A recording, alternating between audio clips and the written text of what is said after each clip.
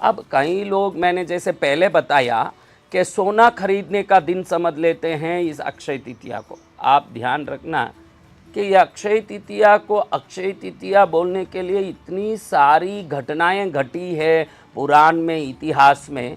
धीरे धीरे ऋषि मुनि महर्षियों को समझ पड़ा कि ये दिन वो विशेष दिन है जिस दिन कोई भी काम करो तो वो काम बढ़ने लगता है, वृद्धि पाता है। इसमें शुभ अशुभ का भेद नहीं है। उस दिन कोई भी अशुभ कर्म होता है तो भविष्य के लिए वो अशुभ बढ़ता जाता है, न शुभ होता है तो शुभ बढ़ता जाता है। ये विशेष आपको ध्यान देने जैसा है कि उस दिन सोना खरीदने का दिन नहीं है। उस दिन कोई भी वस्तु वृद्धि प्राप्त करता है, कोई भी क्रिया वृद्धि प्राप्त करता है, कोई भी आपकी चेष्टा वृद्धि प्राप्त करता है। वृद्धि प्राप्त करने का दिन है अक्षय तृतीया। उसके लिए कई घटनाएं पुराणों में घटी जिसको थोड़ा सा हम देखेंगे, और ख़ास करके आज ये देखने वाले हैं कि अक्षय तिथियों के दिन आपके राशि के अनुसार आपको क्या छोटा काम करना चाहिए। अगले वर्ष तक मैं गारंटी से कह सकता हूँ साधक बन के कि उस कर्म का परिणाम आपके जीवन में बहुत बड़ा लाभ बन के आएगा, जो अगले अक्षय तिथियों तक सामने दिखेगा आपको। वो क्या करना चाहिए इस पर भी हम थोड़ा देखेंगे। मैंने पहले कहा कि अक्षय तृतीया ये क्यों कहते हैं भाई, हम अक्षय तृतीया क्यों कहते हैं, आपको इस पर प्रकाश डालना जरूरी है। सबसे पहले तृतीया तीज को कहते हैं, और आजकल सोना खरीदने का बहुत सारा एडवर्टाइजमेंट आता है कि अक्षय तृतीया सोना खरीद लो, मैगजीन में, पेपर में, टीवी में, कहीं भी देखो तो सोना खरीदने का ऐड हर जगह आ रहा है। इसका भी एक कारण है, क्योंकि जैसे एक अंक सूर्य का है, 2 अंक चंद्र का है, तो 3 अंक जो तृतीया तीज है, ये 3 का अंक गुरु का है, और गुरु का धातु है सोना। उस दिन अगर आप सोना खरीदते हैं तो आपके जीवन में गुरु की कृपा अनन्य बन के आपके जीवन में गुरु शक्ति काम करने लगती है। और शास्त्र कहता है सभी ग्रहों में अगर गुरु बलवान हो जाएं तो बाकी सब ग्रह अपने आप बलवान हो जाते हैं। तो उस दिन तृतीया होने के कारण, तृतीया के तिथि के ग्रह गुरुदेव होने के कारण, देव गुरु बृहस्पति होने के कारण, और बृहस्पति का धातु सोना होने के कारण सोना खरीदने का एक परंपरा शुरू हुआ।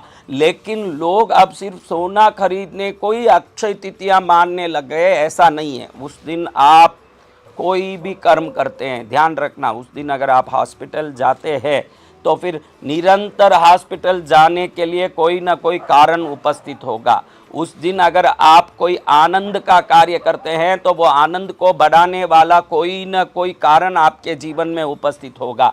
इसका अर्थ ये है कि उस दिन आप जो कर्म करेंगे वो कर्म आपके जीवन में निरंतर बढ़ता जाएगा। क्षय यानी घटना, कम होना, अक्षय यानी देख सदा वो बड़ा ही रहना, सदा उसमें से प्राप्त होना, सदा अक्षय बन जाना, अक्षुण्ण बन जाना, सदा के लिए उसमें से आपको प्राप्ति का हेतु प्राप्त होना। अक्षय पात्र कहते हैं ना, अक्षय पात्र यानी जिसमें से जितना निकालो उतना निकलता जाता है। अक्षय तृतीया यानी जिस दिन कोई काम करो वो उतना ही फलित होता जाता हो, जिसको अक्षय तृतीया कहते हैं। उस दिन आपको खास ये काम करना चाहिए। महाराज मैं तो बहुत कमज़ोर हूँ, मैं कहाँ घर लूँ, मैं कहाँ खुद का घर बनाऊँ, आज तो स्थिति ऐसी है कि संभव नहीं है। लेकिन आप ध्यान रखना, उस दिन कम से कम ज़मीन लेने के लिए, घर लेने के लिए, वाहन लेने के लिए संबंधित दुकान में, एजेंसी में संबंधित लोगों से आप कम से कम उसका भाव तो पूछना। उस दिन कम से कम भैया ये फ्लैट का भाव क्या है, उस दिन वो भाव पूछने का जो आपके जीवन में एक प्रयत्न शुरू होगा, वो धीरे धीरे उस दिन किए हुए कर्म को आगे बढ़ा के किसी न किसी रूप में घर या वाहन लेने जितना सक्षमता अगले अक्षय तृतीया तक दे देगा। इसी को अक्षय तृतीया कहते हैं। अक्षय तृतीया यानी उस दिन शुरू किया हुआ काम।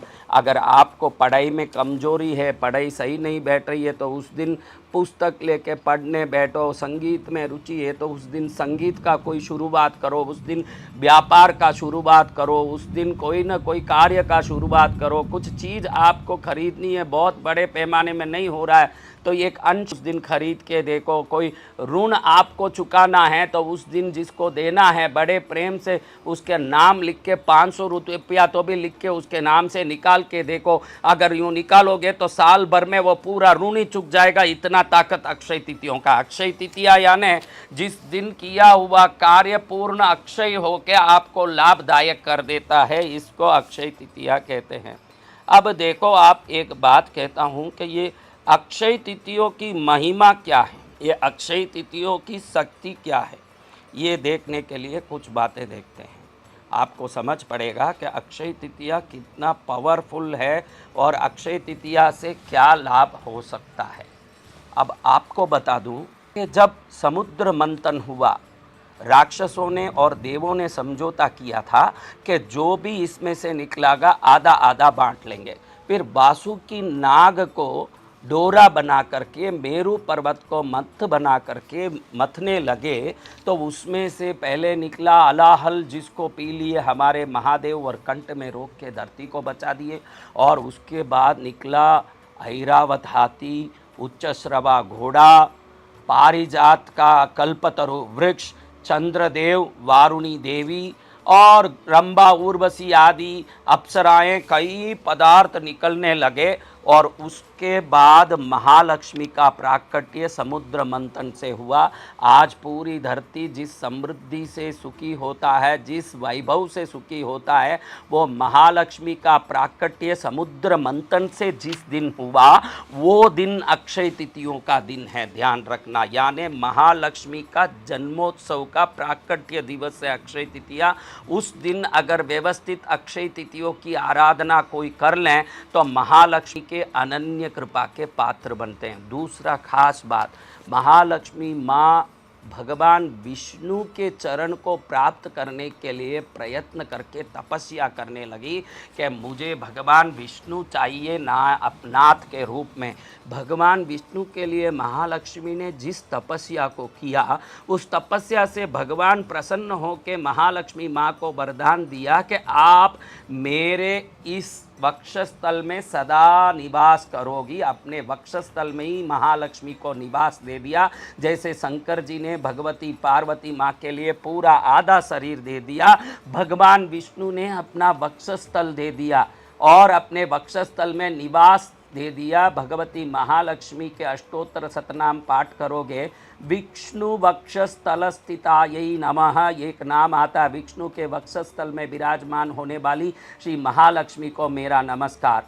विष्णु को अति प्रिय भाव से तपस्या करके पाने के लिए, तपस्या करके विष्णु को पाने वाली महालक्ष्मी ने सोचा तक नहीं था कि भगवान विष्णु मुझे अपना बना लेंगे, लेकिन इसके साथ साथ मुझे अपने वक्षस्थल में ही सदा सदा के लिए स्थान दे देंगे। ये महालक्ष्मी माँ को पता तक नहीं था, लेकिन विष्णु भगवान ने वक्षस्थल में जिस दिन रहने का वरदान दिया महालक्ष्मी माँ को, वो दिन भी अक्षय तिथियों का दिन है। उस दिन ही विष्णु के वक्षस्थल में माँ महालक्ष्मी को स्थान प्राप्त हुआ।